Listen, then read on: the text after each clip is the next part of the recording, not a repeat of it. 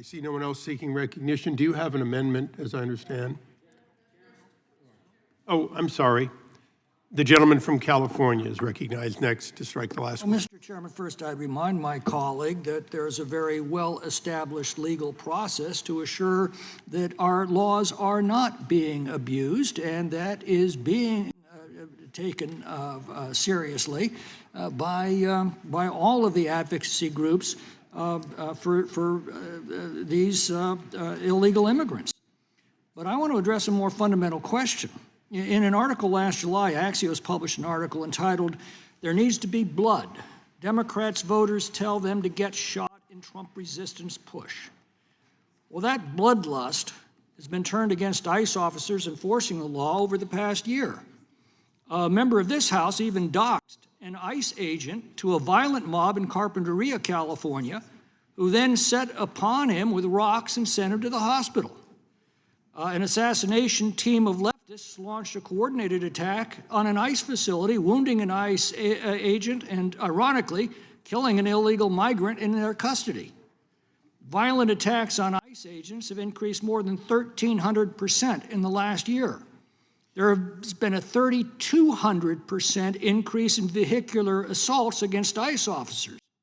Doxing of ICE agents for the purpose of harassing them and their families has become a common practice among the left. I've spoken to many of them. They don't want to wear masks. They have to protect themselves and their families.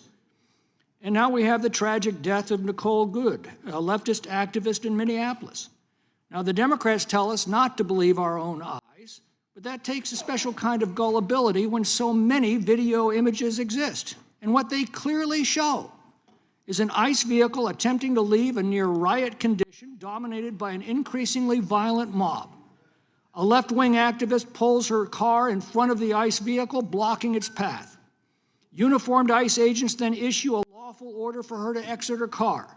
Instead of complying with this order, she shifts into reverse, tearing the agent's hand from the door, and then throws it into drive and hits the gas as the car is aimed directly at another officer, grazing him as he fires into the vehicle.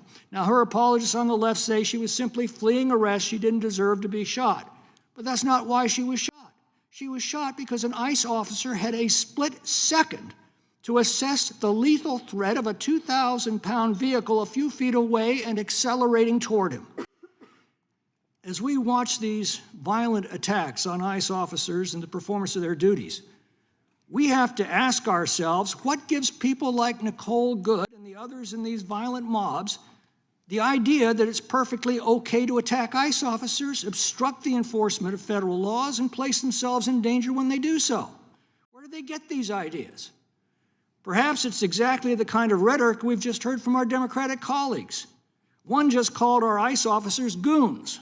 Another just called them an occupying force. Well, what are we to make of that? An occupying force? Well, it's entirely legitimate to take up arms against an occupying force, but that's exactly the opposite of what ICE actually is. ICE is not an occupying force. Rather, it is faithfully enforcing the laws as Congress has written them. But the Democrats have repeatedly suggested, including in this room today, that they're an occupying force, in the words of the former Democratic chairman of the House Judiciary Committee. How many Democrats in this House have called ICE murderers, Gestapo, Nazi stormtroopers? I've lost count. Most people see these statements as ravings of demagogues, and indeed they are. But there's a lunatic fringe in our society that hangs on their every word and acts on those words. Nicole Good lost her life listening to such drivel, taking it seriously, and then acting on it by actively obstructing federal law enforcement by blocking their path, refusing lawful orders, and ultimately accelerating her car toward other officers standing nearby. What her intentions were is irrelevant. What the officers saw and reacted to is quite clear. So for the sake of your own supporters, I appeal to my Democratic colleagues to weigh their words more carefully, consider the impact they're having on a gullible and unstable fringe in their base. And I'll repeat to them what I said the other day, Abraham Lincoln's words to the Democrats of his day. There is no grievance that is a fit object for redress by mob law. I again remind my Democratic colleagues that ICE is faithfully enforcing the laws that this Congress wrote. If you don't like them, You sit in the very institution with the power to change them. All you have to do is make your case to the American people that our borders should again be open to millions of migrants, and we should change our laws to accommodate this. But in a nation that exists by the rule of law, you cannot ignore those laws or vilify, attack, and even assault the very officials who are enforcing them. It's stunning that members of the House Judiciary Committee need to be reminded of this. I yield back. Well said. The gentleman yields back. I think the gentlelady from North Carolina was next in the queue. Thank you very much, Mr. Chairman. I just was reflecting a little bit on the 5th anniversary of January 6th and how history is being rewritten by this administration. I'm very proud that my senior senator, a Republican, has insisted on having the January 6th plaque displayed, because even though we may not agree on politics all the time, we certainly agree on the truth.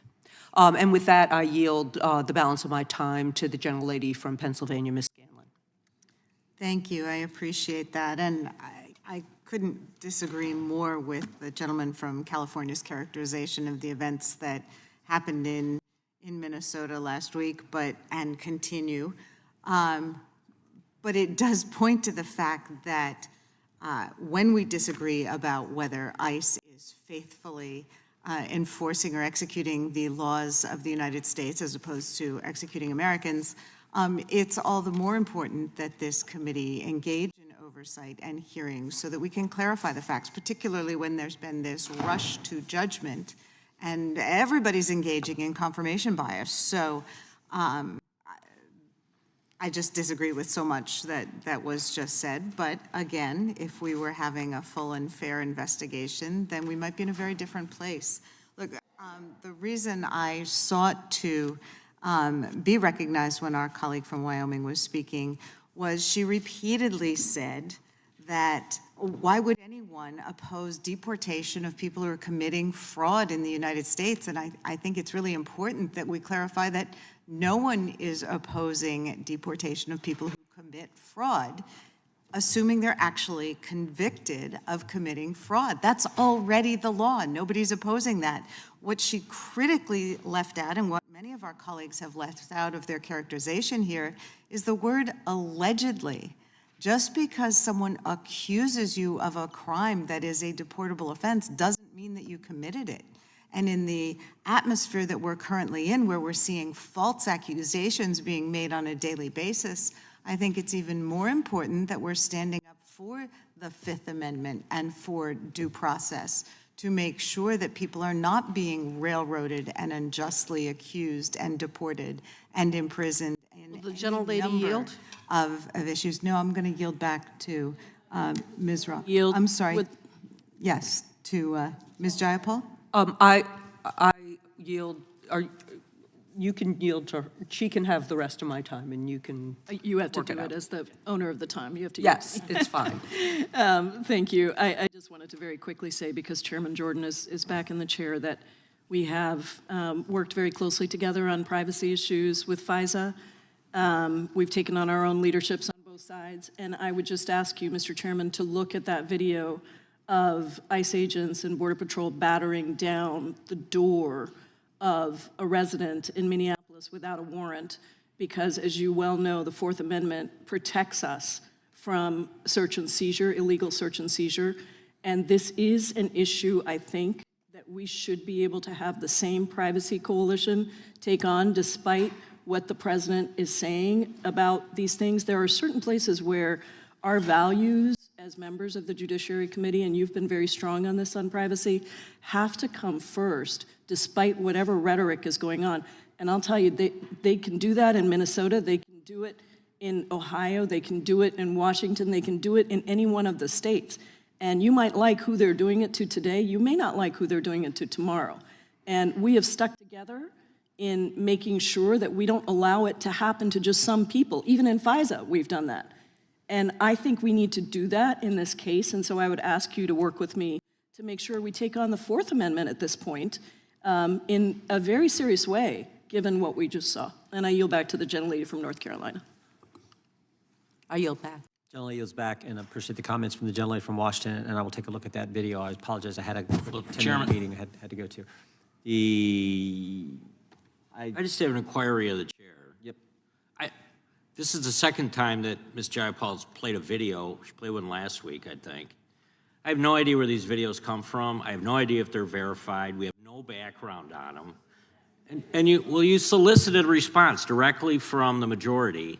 And again, it looks like any other episode of Cops. I have no idea where this stuff is coming from or what the basis is of it. And I just was running if the committee could at least check these out ahead of time. Fair enough. Delete the profanity, too. Yeah, well said. The gentleman from Wisconsin is recognized, and then we'll go to the gentleman from Missouri. Thank you, Mr. Chairman. I yield to the gentlelady from Wyoming. Yes, thank you. I'd like to read the bill itself, and it states that there's been allegations that you don't even have to have a conviction for these deportation orders. It specifically states that you do. It says right in the bill. I mean, you can read it yourself if anybody's interested in going to the actual language of what we're debating.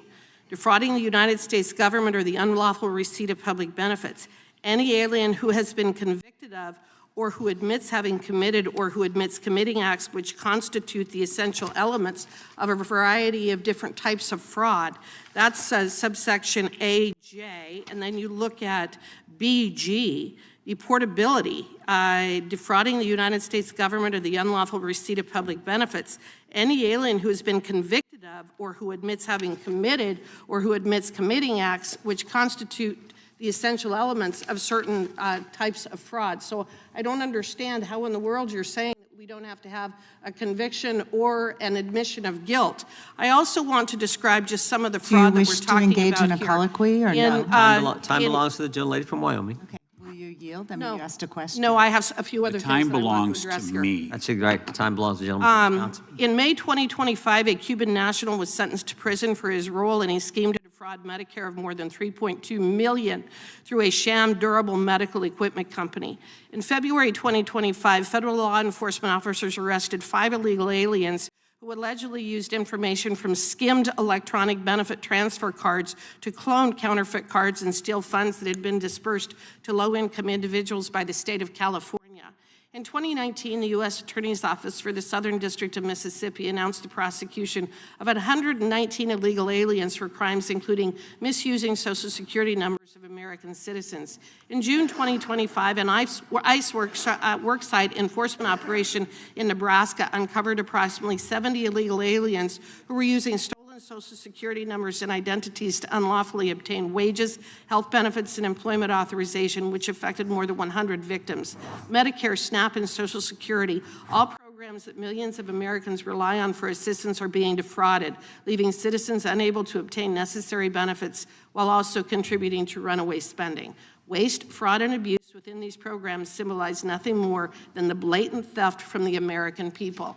If someone engages in this kind of fraud and they are convicted or they admit they committed these acts, they should be defrauded. That's all the bill does. All of the discussion about ICE is just a red herring and an attempt to deflect attention from what the majority is attempting to do, which is to protect the American citizen. That's who we're trying to protect. With that, I yield back to Mr. Tiffany. Yeah, Mr. Chairman, it is about time that this happened. So as someone who is right adjacent to the Twin Cities, my district is just 15 miles away. I've seen these stories for a long time, and this has been going on for years. And I would urge people to check out a blog called Powerline blog. They have been writing about this for years. This is not something that's new. And what is new?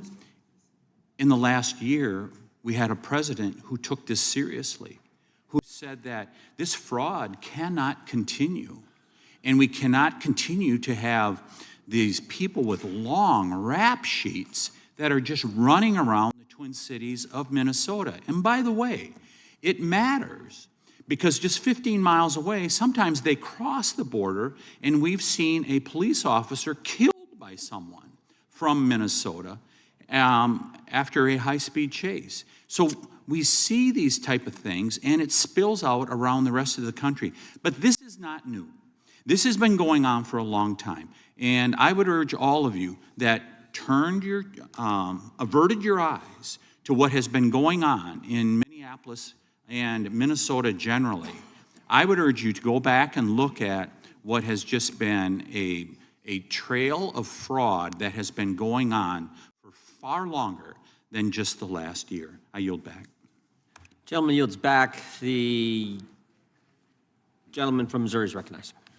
Thank you, Mr. Chairman. I thank my colleagues from Wisconsin and Wyoming for returning to the actual subject matter of this markup. My Democrat colleagues seem to want to focus on vilifying an ICE agent who was seriously injured just a year ago by an illegal alien driving a vehicle, vilifying that ICE officer who defended himself by being assaulted by a lethal weapon, a moving vehicle accelerating toward him. But one of my colleagues earlier said that this, this is just this bill is just because of the fraud in Minnesota. While the fraud in Minnesota is not unique and it's not a one-time occurrence, it is unique in its size and scope. What one prosecutor called industrial-level fraud, over $9 billion. But there are other examples. In May of 2025, a Cuban national was sentenced to prison for his role in defrauding Medicare of more than $3.2 million in a sham durable medical equipment scheme. In February 2025, federal officers arrested 5 illegal aliens who were using cloned EBT cards to steal funds that had been dispersed to low-income individuals in California. And of course, illegal aliens all the time commit fraud in entering and remaining in this country with illegal documents and others. It has become clear that the Biden administration created a system ridden with corruption. This eroded public trust and hammered American taxpayers, and it needs to be fixed. That's why I am proud to be an original co-sponsor of this bill. This is common sense legislation that will ensure that illegal aliens who defraud the United States taxpayer of benefits are held accountable through deportation and inadmissibility. Blue state mismanagement should not force taxpayers in states like mine to foot the bill. This abuse must stop, and this legislation is a critical step forward. Thank you, Mr. Chairman. I yield back.